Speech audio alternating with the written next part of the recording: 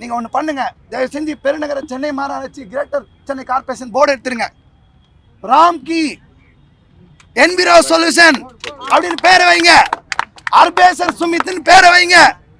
7 மண்டலத்தில் 3 மண்டலத்தை அவங்களுக்கு கொடுத்துட்டீங்கன்னு பெருமையாக பேசுறீங்க. எங்ககிட்ட இருந்தால் இந்த சலுகை இருக்காது, அவங்க கிட்டே போனால் எல்லா சலுகையும் கிடைக்கிறீங்க. வெக்கமே இல்லாமல் சொல்கிறீங்க. தயவு செஞ்சு இந்த பேரை மாத்திர வேண்டுகோளை தமிழ்நாடு அரசுக்கு நான் முன்வைக்கிறேன். எங்கள் சார்பாக பேரை மாற்றிருங்க தயவு செஞ்சு. அர்பேசர் சுமித் இது ஆஃபீஸு, இது தொழிலாளிகளுக்கு சொந்தம் இல்லை அப்படின்னு பேர் வச்சுருங்க. இறுதியாக ஒரு விஷயம் மட்டும் நான் சொல்லிக்கிறேன்.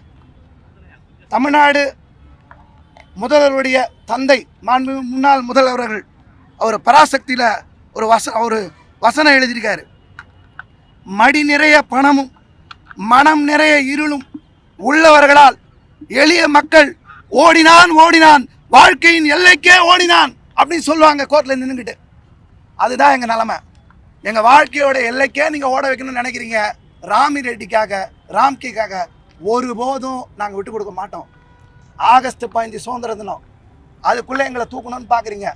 நாங்கள் ஆகஸ்ட் சுதந்திர தினத்தில் விடுதலைக்காக போராடிய, விடுதலைக்காக களம் நின்ற பகத்சிங் வழியில், சாதி எதிர்ப்பாக களம் நின்ற புரட்சியாளர் அம்பேத்கர் வழியில் நாங்கள் களம் காண்போம். நாங்கள் தொடர்ந்து போராடுவோம். சுதந்திரம் என்பது பிறப்புரிமை என்ற சொல்லத்தில் நாங்கள் வேலைக்கான, விடுதலைக்கான, சாதி ஒழிப்புக்கான, இந்த ஆதிக்க உணர்வுக்கு எதிரான அருந்ததி ஆதி திராவிட மக்களுக்கான சுதந்திரத்தை நோக்கி நாங்கள் சுதந்திரம் வேண்டும், வேலைக்கான சுதந்திரம் வேண்டும் என்று முழங்குவோம். தொடர்ந்து நாங்கள் போராடுவோம். எங்கள் போராட்டத்தை ஒருபோதும் அரசு ஒடுக்க முடியாது. தொடர்ந்து களம் காண்போம் என்பதை தெரிவித்துக் கொள்கிறேன்.